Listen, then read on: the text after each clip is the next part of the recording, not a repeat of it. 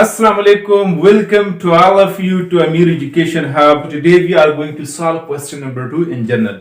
And question number 2 is related, what question number 2 is mostly related to compound journal entry. जब एक से ज्यादा transaction एक ही दिन में कंप्लीट हो जाए, ठीक है, और उसमें मोस्टली जो है वन अकाउंट एटलीस्ट क्या होता है, कॉमन होता है, तो उसको हम कंपाउंड एंट्री कहते हैं। क्वेश्चन नंबर 2 की रिक्वायरमेंट क्या है? Requirement is record the following transaction in journal, कि ये जो ट्रांजैक्शन दिए गए हैं इनको क्या करे, इनको जर्नल में रिकॉर्ड करे। अच्छा, ट्रांजैक्शन नंबर फर्स्ट क्या है? Started business with cash 10,000, building 20,000 and furniture 30,000।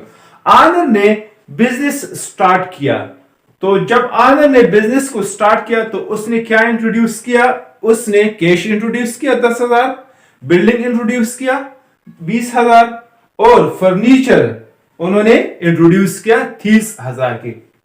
तो जब आनर बिजनेस स्टार्ट करता है, ये ट्रांजैक्शन नंबर फर्स्ट है, तो वो जितने भी चीजों को इन्वेस्ट करता है उन सब को हम क्या करते हैं? डेबिट करते हैं। मिसाल के तौर पर उन्होंने क्या किया? उन्होंने कैश इंट्रोड्यूस किया, तो हम कैश अकाउंट को डेबिट करेंगे। कितने अमाउंट है? 10,000, तो डेबिट के कॉलम में हम 10,000 लिख देते हैं। सेकंड, उन्होंने क्या इंट्रोड्यूस किया? बिल्डिंग, तो बिल्डिंग अकाउंट को भी हम क्या करते हैं? डेबिट करते हैं। Building account will be debited because cash and buildings are assets, they are increasing, तो increase in assets will be debited। जब भी assets में इजाफा होगा तो हम उसको क्या करते हैं? डेबिट करते हैं 20,000। और नेक्स्ट उन्होंने क्या इंट्रोड्यूस किया? फर्नीचर, तो फर्नीचर भी एसेट है और एसेट में इजाफा हो रहा है, तो all these accounts will be debited 30,000। और ये आनर की कैपिटल है, तो आनर का सरमाया जो है वो क्या हो गया? वो भी इंक्रीज हो गया टू कैपिटल। कितनी अमाउंट के साथ? 30, 20, 50, 50 और 10, 60,000। आनर ने जब बिजनेस स्टार्ट किया तो उसने क्या किया? उसने कैश, बिल्डिंग, फर्नीचर से बिजनेस स्टार्ट किया। तो हम नरेशन में यहां लिख सकते हैं started business with cash, building and furniture. अच्छा, इसके बाद हम आते हैं सेकंड ट्रांजैक्शन पे। तो सेकंड ट्रांजैक्शन क्या है? Purchase merchandise for cash 5,000 and from Yakub 40,000। Owner ने मर्चेंडाइज जो है वो परचेस किए।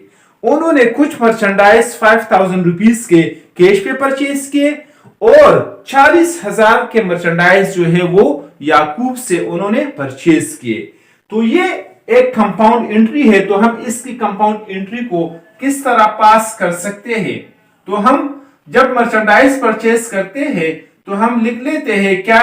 Purchases account will be debited, purchases account. अच्छा, आनर ने कितने मर्चेंडाइज जो है परचेस की है? 5,000 एंड 40,000। टोटल आनर ने मर्चेंडाइज परचेस की है 45,000 की, ठीक है। तो इस 45,000 में उन्होंने जो मर्चेंडाइज कैश पे परचेस की है, टू आगे आ जाएगी क्या? टू कैश अकाउंट 5,000 और 40,000 गुड्स जो है उन्होंने याकूब से परचेस की है, तो वो उधार पे परचेस किए गए हैं। तो ये कंपाउंड एंट्री है, तो हम यहां पर लिख लेते हैं टू अकाउंट पेएबल। कौन है? याकूब को ये अकाउंट हम पे करेंगे। कितने अमाउंट? 40,000।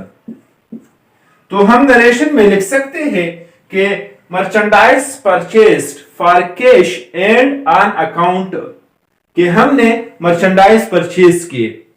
कैश पे हमने 5,000 की परचेस की और उधार पे हमने 40,000 के मर्चेंडाइज परचेस किए, ठीक है। इसके बाद हम आते हैं ट्रांजैक्शन नंबर 3 पे। तो ट्रांजैक्शन नंबर 3 क्या है? ट्रांजैक्शन नंबर 3 ये है, sold merchandise to Farooq RS 6,000 and to Ahmad 2000. Owner ने क्या किया? आनर ने मर्चेंडाइज को सेल किया। किस पे? फारूक पे। फारूक पे उन्होंने 6000 की मर्चेंडाइज जो है सेल की है और अहमद पे उन्होंने 2000 के मर्चेंडाइज क्या किया है? सेल की है। तो जब भी सोल्ड मर्चेंडाइज टू फारूक या अहमद या जिसका भी नाम आ जाए तो आप ये समझ लीजिए कि ये कौन सी ट्रांजैक्शन है? ये क्रेडिट ट्रांजैक्शन है। आनर ने ये गुड्स जो है उधार पे फरोख्त किए हैं। ठीक है, तो sold merchandise to Farooq 6000 and to Ahmad 2000। Owner ने 6000 के मर्चेंडाइज फारूक पे परचेज फरोख्त किए और 2000 के जो है वो किस पे फरोख्त किए? अहमद पे। तो यहां पर आ जाएगी क्या? Account receivable. अकाउंट रिसीवेबल कौन है? फारूक है। कितनी अमाउंट है? 6000। फारूक से आनर जो है 6000 रिसीव करेगा फिर बाद में, और अकाउंट रिसीवेबल सेकंड कौन है? सेकंड जो है अहमद है। तो अहमद से भी आनर अकाउंट रिसीव करेगा। कितनी अमाउंट की? 2000 की। और इन दोनों पे आनर ने क्या फरोख्त किए हैं? गुड्स फरोख्त किए हैं। टू सेल्स यहां पर आ जाएगी। To sales account will be credited. How much? 2 and 6 8000। तो हम नरेशन में यहां पर लिख सकते हैं कि sold merchandise to Farooq and to Ahmad on account, कि हमने फारूक और अहमद पे मर्चेंडाइज फरोख्त किए। किस चीज पे? उधार पे। ठीक है, नेक्स्ट ट्रांजैक्शन नंबर 4 क्या है? Received cash from Farooq 4000 and Ahmad 2000। जो मर्चेंडाइज हमने फारूक और अहमद पे फरोख्त किए थे, अब जो है कुछ दिनों बाद उन्होंने क्या किया?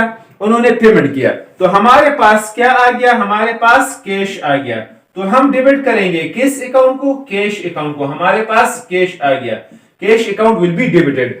हमने फारूक से कितने अमाउंट जो है इस 6000 में जो है रिसीव की है? हमने 6000 में 4000 अमाउंट जो है फारूक से रिसीव की है और अहमद ने फुल पेमेंट की है 2000। तो 4 और 2 6000 का अमाउंट जो है हमने रिसीव किया है। फारूक ने 4000 का पेमेंट किया 6000 में से और अहमद ने अपना फुल पेमेंट कर दिया। ठीक है, तो हमारे पास कितना कैश आ गया? 6000 एंड 2 अकाउंट रिसीवेबल जो है हमारी एसेट है और ये डिक्रीज हो गया। अकाउंट रिसीवेबल किसका है? फारूक। फारूक से हमें कितने अमाउंट आया है? 4000। और 2 अकाउंट रिसीवेबल कौन है? अहमद है। अहमद से हमें कितना कैश आया है? 2000। तो हमारा डेबिट भी 6000 और क्रेडिट भी 6000। तो ये हमारे दोनों डेबिट और क्रेडिट क्या हो गए? बराबर हो गए। तो नरेशन में हम लिख सकते हैं cash received from Farooq and from Ahmad. अच्छा, इसके बाद हम आते हैं ट्रांजैक्शन नंबर 5। तो ट्रांजैक्शन नंबर 5 जो है वो क्या है? Paid salaries RS 8000 and to Yakub 3000। हमने 8000 की सैलरीज पे की है और याकूब को भी हमने 3000 का अमाउंट पे किया है। अगर आपको याद हो, हमने सेकंड ट्रांजैक्शन में याकूब से उधार पे 40000 की चीजें क्या कहते? परचेज किए थे। तो 40000 में से अब हमने कितने अमाउंट इसको पे किया? 3000 का हमने पेमेंट कर दिया। तो हमने सैलरीज भी पे की है और याकूब को भी 3000 अमाउंट जो है हमने पे की है। तो हम डेबिट करेंगे। सैलरीज जो है क्या है? एक्सपेंस है। तो salaries account will be debited. How much? 8000। और इसके साथ हमने याकूब को भी पेमेंट किया है। वो है कितना? वो है 3000। तो अकाउंट पेएबल याकूब हम डेबिट कर लेंगे। ठीक है, अकाउंट पेएबल अकाउंट कौन है? याकूब है। तो कितना अमाउंट हमने इसको पे किया है? 3000। और 2 हमसे क्या चला गया? हमसे कैश चला गया। 2 cash account will be credited. 8 and 3 11,000 rupees जो है हम क्रेडिट करेंगे। और हम नरेशन में लिख देंगे कि paid salaries and cash to Yakub. अच्छा, इसके बाद हम आते हैं ट्रांजैक्शन नंबर 6 पे। तो ट्रांजैक्शन नंबर 6 जो है वो क्या है? ट्रांजैक्शन नंबर 6 है sold merchandise for cash 4000 also paid packing expenses. तो हमने क्या किया है, हमने मर्चेंडाइज जो है वो कैश पे फरोख्त की है, ठीक है। कितनी अमाउंट की? 4000 रुपीस की। Also paid packing expenses. जब हम मर्चेंडाइज को सेल कर रहे थे तो उसके साथ हमने पैकिंग एक्सपेंस भी क्या किया? पे किया। तो हमारे पास कितना कैश आ गया? देखिए 4000 की सेल्स हमने की है, 4000 की सेल्स हमने की है। 4000 में से हमने 200 रुपीस के जो है एक्सपेंस किया है, पैकिंग एक्सपेंसेस, पैकिंग एक्सपेंसेस। तो अगर 4000 में से हम 200 को निकाल देते हैं तो हमारे पास कितना कैश बच गया? 3800। तो अब हमारे पास कितना कैश आ गया? 3800। Cash account will be debited, cash account will be debited. How much? 3800। और पैकिंग एक्सपेंसेस भी हमने की है, पैकिंग एक्सपेंसेस को हम डेबिट करेंगे। पैकिंग एक्सपेंसेस कितनी? 200। और 2 सेल्स अकाउंट को हम क्या कर लेंगे? सेल्स अकाउंट को हम क्रेडिट कर लेंगे, क्योंकि हमने सेल्स की और सेल्स से हमें कितने अमाउंट मिल गया? 4000। उस 4000 में से जो है हमने 200 जो है पैकिंग एक्सपेंसेस पे खर्च किए, तो सेल हमने कर दिया 4000 की। तो हम नरेशन में लिख सकते हैं कि sold goods for cash also paid packing expenses. अच्छा, इसके बाद हम आते हैं ट्रांजैक्शन नंबर 7 पे। तो ट्रांजैक्शन नंबर 7 क्या है? Return merchandise to Yakub. 500 rupees के हमने मर्चेंडाइज याकूब को रिटर्न किए। तो हमने याकूब से 40,000 के गुड्स जो है वो परचेज किए थे। मिसाल के तौर पर इस 40,000 में से 500 के गुड्स हमने उसको क्या किया? हमने उसको रिटर्न किया। तो हम डेबिट कर लेंगे किसके अकाउंट को? याकूब के अकाउंट को, अकाउंट पेएबल, क्योंकि अकाउंट पेएबल जो है ये हमारी लाइबिलिटी है और अकाउंट पेएबल अकाउंट क्या हो गया? डिक्रीज हो गया।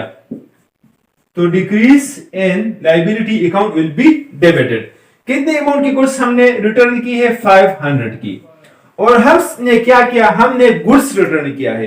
तो जब हमने परचेजेस किए थे हमने परचेज अकाउंट को डेबिट किया था, तो परचेज एक्सपेंस है, नॉमिनल अकाउंट है, ये इंक्रीज हो गया था। अब हमारी एक्सपेंसेस जो है क्या हो रहे हैं? डिक्रीज हो रहे हैं। तो परचेज रिटर्न जो है क्या हो जाएगी? क्रेडिट हो जाएगी टू परचेज रिटर्न।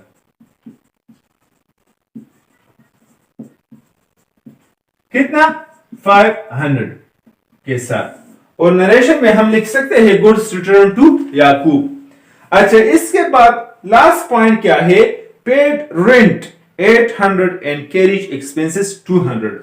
आनंद ने कुछ रेंट पे किया 800 रुपीस की और कैरिज एक्सपेंसेस भी उन्होंने पे किए हैं। तो मैंने आप लोगों को बताया है जितने भी एक्सपेंसेस है उसको हम क्या करते हैं?